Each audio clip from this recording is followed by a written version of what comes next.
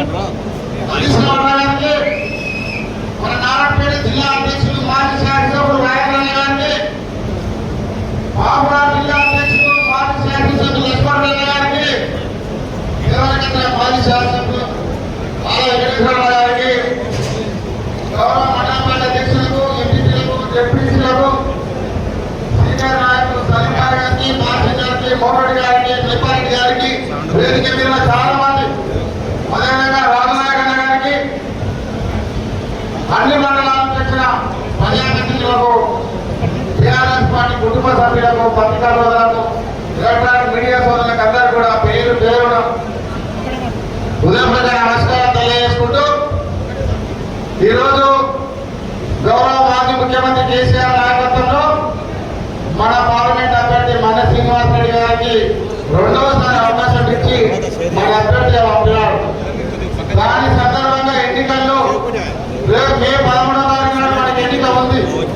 అందులో భాగంగానే కాన్స్టిట్యూన్సీ వైద్యు, మండల వైద్యు, ముఖ్య కార్యకర్తల సమావేశం ఏర్పాటు చేయాలని చెప్పి ఈ కొడంగల్ నియోజకవర్గ కార్యకర్తల సమావేశానికి హరీష్ గారిని పిలిచినప్పుడే ఎమ్మెల్యే వచ్చేసారికి గతంతో మాట్లాడతారని చెప్పి రావడం జరిగింది. వచ్చినందుకు ప్రత్యేకంగా ధన్యవాదాలు తెలియజేసుకుంటూ, ఈరోజు శ్రీనివాస్ రెడ్డి గారు గత 5 సంవత్సరాలు ఎంపీగా ఉండి మనందరికి సేవలు అందించినాడు.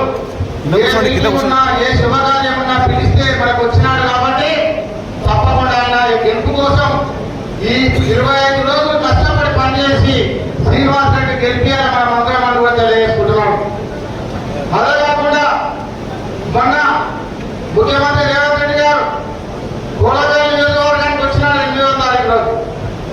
కార్యకర్తల సమావేశం పెట్టి కార్యకర్తల సమావేశంలో ఇక్కడ మన కుట్ర జరుగుతున్నది, నన్ను ఓడగొట్టే ప్రయత్నం చేస్తున్నారు, కొడంగల్ ఆత్మాభిమానాన్ని గౌరవిస్తలేరు, తగ్గించే ప్రయత్నం చేస్తున్నారని మాట్లాడుతూ ఉన్నారు. నేను ఒకటే రేవంత్ రెడ్డి గారిని ప్రశ్నిస్తున్నాడు, కుట్ర ఎవరు చేస్తున్నారు? మీ సొంత కుటుంబం కుట్ర చేస్తుందా? మీ సొంత పార్టీలు కుట్ర చేస్తుందా? కొడంగల్ ప్రజలకు చెప్పాలి, తెలంగాణ ప్రజలకు చెప్పాలి. 6వ తారీఖు నాడు తుమ్మగూడ సభలో రాహుల్ గాంధీ సమస్యలో రేవంత్ రెడ్డి గారు ఏం చెప్పినారు? మా 120 రోజులు పాలన, మా 120 రోజులు కాంగ్రెస్ పాలన రేపు జరిగే ఎన్నికలు, ఎంపీ ఎన్నికలకు రిఫరెండం అన్నాడు.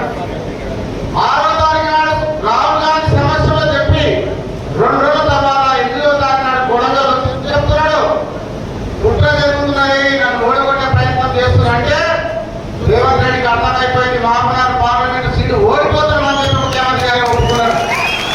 ఎందుకంటే సర్వేల ప్రకారం, ఆయనకు వచ్చిన ఇంటెలిజెన్స్ ప్రకారం 3వ ప్లేస్ ఉన్నది కాంగ్రెస్, బీజేపీ, టీఆర్ఎస్ కే పోటీ ఉన్నది మన మహబూబ్నగర్లో. మహబూబ్నగరే కాదు, తెలంగాణ అంతా కూడా 3-4 సీట్లు వచ్చే పరిస్థితి ఉంది సర్వే ప్రకారం. అందుకే ఆందోళనతో కొడంగల్కి వచ్చి ప్రెస్టేషన్తో నన్ను ఓడగొట్టే ప్రయత్నం చేస్తున్నాడని ఒక సెంటిమెంట్ తోని కొడంగల్ ప్రజలు ఓట్లు కొట్టాలని చూస్తా ఉన్నాడు. కొడంగల్ ప్రజలందరూ కూడా ఆలోచించాలి. అదే కాకుండా 2 రోజులు ఇంకో మాట చెప్పినాడు, 50,000 మెజార్టీ మళ్ళా కొడంగల్కి ఇస్తేనే కొడంగల్ అభివృద్ధి జరుగుతుంది, లేకపోతే చెయ్యి అని చెప్పినాడు. నేను ముఖ్యమంత్రి కూడా ప్రశ్నిస్తున్నా, కొడంగల్ ప్రజలకు ముఖ్యమంత్రి అవుతామని నేను గెలిపించినాను. గౌరవ మాజీ ముఖ్యమంత్రి కేసీఆర్ నాయకత్వంలో హరీష్ రావు గారు ఇన్ఛార్జిగా ఉండి 2014 నుంచి ఇప్పటి వరకు సుమారు 6,000 కోట్లు ఖర్చు పెట్టి కొడంగల్ అభివృద్ధి చేసినాం. గతంలో ఏ ముఖ్యమంత్రి కూడా చేయలేదు. ఈ 5 ఏళ్ళు 2,000 పైన కోట్లు ఖర్చు పెట్టి నేను ఎమ్మెల్యే అయిన తర్వాత కూడా పెద్ద ఎత్తున గ్రామానికి రోడ్ వేసినాం, ప్రతి తాండకు రోడ్ వేసినాం. 40-50 ఏళ్ల నుంచి తుప్పాడి బ్రిడ్జిలు కట్టినాం, తిమ్మరెడ్డిపల్లి బ్రిడ్జి కట్టినాం, పోషాలగడ్డ బ్రిడ్జి కట్టినాం. చాలా పనులు చేసి, ఇంత అభివృద్ధి చేసి, ఇంత అందుబాటులో ఉండి ఇంత పని చేస్తే కూడా మనం ఓడగొట్టిన జనాలు ఎందుకు? ఇక్కడ రేవంత్ రెడ్డి పిసిసి అధ్యక్షుడు ఉన్నాడు, ముఖ్యమంత్రి అవుతాడు, కొడంగల్ అభివృద్ధి చేస్తాడని చెప్పి కొడంగల్ ఆలోచించి రేవంత్ రెడ్డి గెలిపించాడు. మరి ఇప్పుడే మాట్లాడుతున్నారు, మీరు గెలిపించినారు, ముఖ్యమంత్రి అయిపోయినాడు, కానీ మళ్ళీ ఏం చెప్తున్నాడు? 50,000 మెజార్టీ ఇస్తేనే కొడంగల్కి నేను అభివృద్ధి చేస్తా, లేకపోతే నారాయణపేట కొడంగల్ పథకం రాదు, మీకు ఇంజనీరింగ్ కాలేజ్ రాదు అని బ్లాక్మెయిల్ చేసి, కొడంగల్ ప్రజలను బ్లాక్మెయిల్ చేసి భయపెట్టి ఓట్లాడే ప్రయత్నం చేస్తున్నారు. అందరూ కూడా గమనించాలి. రేవంత్ రెడ్డి మాయ మాటలు ఎప్పుడు కూడా బ్లాక్మెయిల్ చేయడం,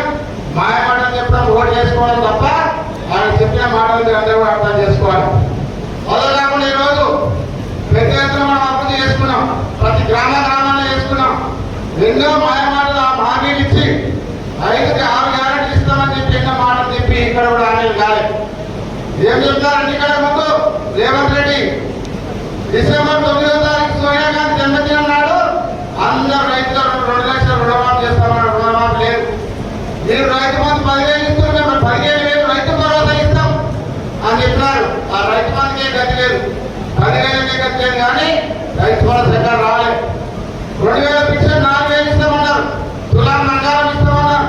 ఇట్లా అన్ని మోసమాడని చెప్పి ఈరోజు దేశ అధికారం వచ్చిన తర్వాత మనం చూస్తా ఉన్నాం.